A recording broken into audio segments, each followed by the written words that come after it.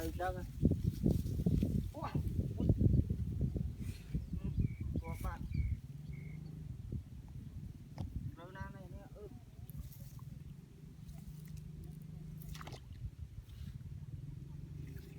rắc bùi tiêu à phần phơi rồi bóc coi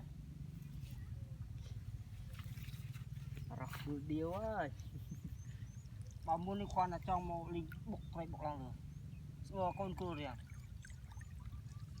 ủa anh tha rồi tầm mua miếng ô mua ta được chưa